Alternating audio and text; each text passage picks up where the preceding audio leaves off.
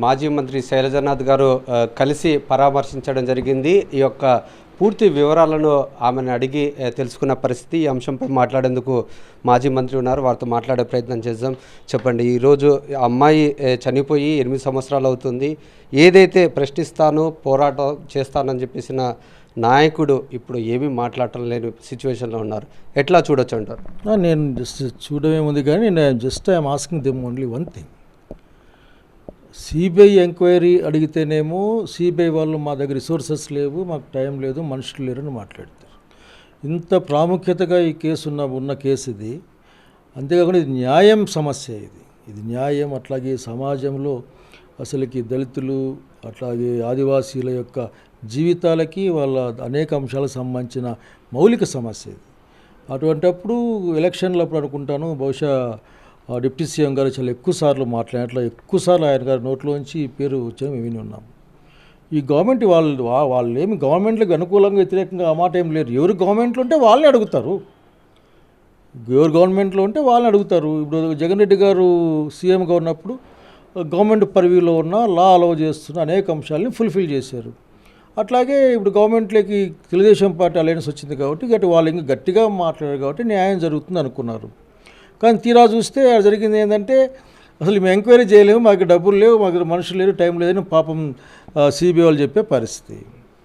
అట్లాగే న్యాయం కోసం నేను నడుచుకుంటూ సార్ నేను నా వీల్ చైర్లో పోతాను, విజయవాడ దాకా పోయి కలిసి వస్తాను మనుషుల్ని అంటే కూడా ఆఖరికి పర్మిషన్ లేవు, ఏమీ లేవు. ఏమైనా మాట్లాడి డైరెక్ట్గా డీజీ గారే డీల్ చేస్తూ ఉన్నారు, మాట్లాడుతూ ఉన్నారు. మరి ఇంక డైరెక్ట్గా డీజీ గారే డీల్ చేసేటప్పుడు ఇంకెంత ఫాస్ట్గా ఉండాలి ఈ ఇష్యూ. కనుక ఇది ఏదో చూడడానికి చేయాలేమనుకుంటున్నా అంటే ఇది గవర్నమెంట్ తప్పించుకుంటా ఉందనే అభిప్రాయాన్ని కలుగజేసుకుంటున్నారు వాళ్ళే.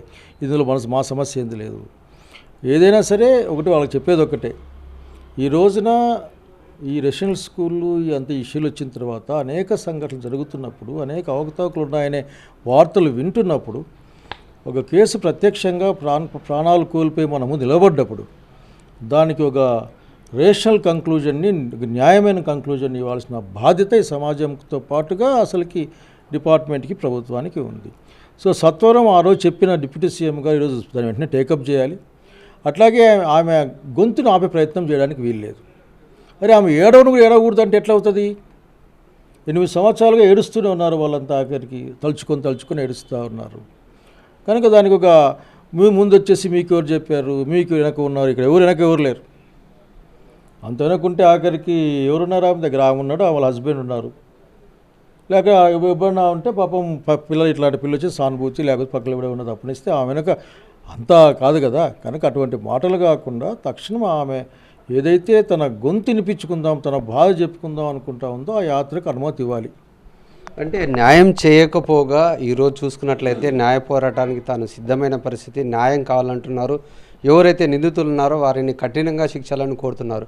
మరి ఆమె గొంతు నొక్కే ప్రయత్నం అయితే చేస్తున్నారు. అంటే ఎందుకంటారు? అంటే విషయాలన్నీ బయటకు వస్తాయినా?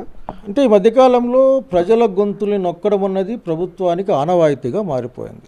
అది ఏ సమస్య గురించి మాట్లాడదామన్నా అది పర్సనల్గా తీసుకుంటా ఉన్నారు. ఇది ప్రభుత్వానికి వ్యతిరేకంగా కాదు చేసేది, ప్రభుత్వాన్ని న్యాయం అడగడం. అధికారంలో ఉన్న వాళ్ళని అయ్యా మాకు అన్యాయం జరిగింది, మాకు న్యాయం చేయండి, ఇటువంటి అన్యాయం మిగతా జరగడానికి లేకుండా చర్యలు తీసుకోండి అని చెప్పడం. అది ఇచ్చినామని కాదు. ఇక్కడ దాంట్లో భాగంగానే అడుగుతున్నాం. దీన్ని ఏదో ఇంక తీసుకొని మీరు పర్మిషన్ ఇవ్వము, మీకు ఎవరు అన్నం పెడతారు, లేదంటే ఎవరు అక్కడ ఆగుతారు, ఎక్కడ చాదితే అక్కడ ఆగుతారు. ఎవరు అన్నం పెడితే తింటారు, ఎవరు అన్నం పెడకపోతే పస్తు నీళ్ళు తాగి పస్తు పడుకుంటారు. లేకపోతే ఎవరన్నా ఉంటే వాళ్ళు ఏర్పాటు చేస్తారు. ఇవన్నీ కూడా కరెక్ట్ క్వశ్చన్లు. ఆమె చూస్తే నాకు ఆశ్చర్యం వేస్తుంది. ఇన్ని ప్రశ్నలు వేస్తారా అని కూడా ఆశ్చర్యం వేస్తుంది. ఎట్లా రక్షణ కల్పించుకుంటాం? రక్షణ కల్పించాల్సిన డిపార్ట్మెంటే కదా ఎక్కడ పోయినా కానీ. లైట్ ఒకవేళ అమ్మాయి ఎక్కడ హాల్ట్ అయితే అక్కడ పికెట్ ఏర్పాటు చేయాల్సిన బాధ్యత అంత వాళ్ళ ప్రమాదం ఉందనుకుంటే అది డిపార్ట్మెంట్ అది.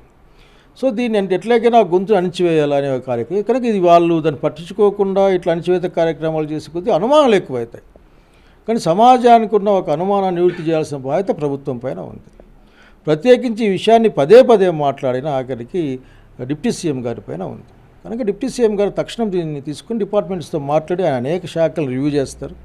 దీన్ని తక్షణం తీసుకెళ్ళాలి. మా వరకు నేను విన్న తర్వాత నిజంగానే మా పిల్లలు శివశంకర్ కానీ ఈ పిల్లలందరూ కూడా ఆఖరికి ఇక్కడ పరిస్థితి చేస్తామంటా ఉన్నారు.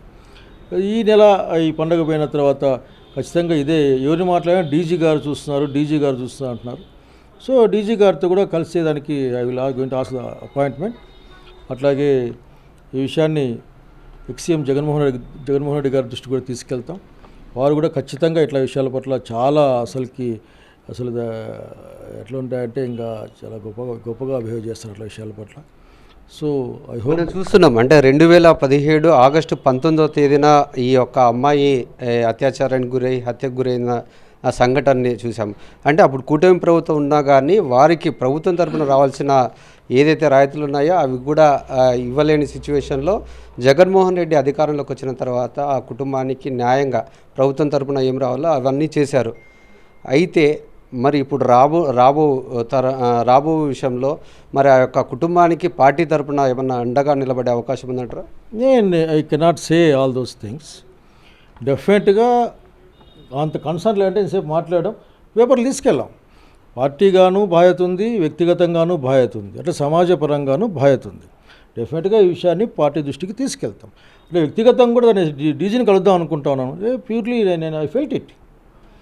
ఎస్సీ ఎస్టీలకి అసలుకి ఈ రక్షణ లేకుండా పోయింది. సో అనంతపురంలో ఆ అమ్మాయికి అంత అన్యాయం జరిగితే ఇంతవరకు మాట్లాడిన లేడు. ఈ పాప 8 ఏళ్ళు అయితే దిక్కు దివా ఇట్లా ఎన్నో విషయాలు. సో ఈ సమాజంలో ప్రభుత్వాలు అసలుకి ఎస్సీ ఎస్టీలని కాపాడుకోవాల్సింది పోయి గాలికి వదిలేస్తూ ఉన్నాయనే ఒక ఆలోచనలు కూడా అందరికీ కలుగుతూ ఉంది. So this is the thing. Actually Jaganmohan Reddy గారి కన్సర్న్ ఉంది కాబట్టి ఎస్సీల పట్ల ఎస్టీల పట్ల మిగతా ఇట్లా ఇష్యూస్ పట్లనే ఉంది కాబట్టి ఈ try to fulfil the government words what they given. అట్లాగే ఇప్పుడు చెల్లెలు చెప్తా ఉంది ఇల్లు కట్టేయాలి కదా, ఇల్లు అన్నా ఇవ్వాలి కదా అని. So I'm demanding the government, request the government వాళ్ళకి వెంటనే ఒక ఇల్లు కట్టివ్వండి. వాళ్ళు ఏదైతే హక్కు కలిగి ఉన్నారో తెచ్చుకోవడం కోసం ఇల్లు కట్టివ్వాలి. సో అనుమానాల్ని పెంచుకునే విధంగా ప్రవర్తించడం అనేది ఎవరికీ మంచిది కాదు. So once again I'm requesting, ఇంకా డిమాండ్ అవసరం లేదు, I'm requesting them please take it as a challenge and resolve the issue and clear the ways. అసలు ఈ కుటుంబానికి తమ బాధలు చెప్పుకోవడానికి ఉన్న అన్ని మార్గాల్ని క్లియర్ చేయండి. అట్లాగే వీళ్ళు కాదు వాళ్ళు కాదు సరే ఎవరు అది కూడా చెప్పని నేను డిమాండ్ చేస్తాను. ఇది మనం చూసుకున్నట్లయితే ఏదైతే సుగాలి ప్రీతికి జరిగిన అన్యాయాన్ని దానికోసం న్యాయ పోరాటానికి సిద్ధమైన వాళ్ళ యొక్క తల్లి వాళ్ళ యొక్క కుటుంబానికి సంబంధించిన దాకా పూర్తిగా పర్మిషన్ ఇచ్చి వాళ్ళు న్యాయ పోరాటం చేసుకోవడానికి అనుమతి ఇవ్వాలి. అంతేకాకుండా ఇటువంటి ఘటనలు జరగకుండా చూసుకునే బాధ్యత పూర్తిగా ప్రభుత్వం మీద ఉంది. ఈ యొక్క కుటుంబానికి కూడా ప్రభుత్వం అండగా నిలబడి ఈ యొక్క న్యాయం చేయాలంటూ ఈ యొక్క సీనియర్ నాయకులు కోరుతున్న పరిస్థితి.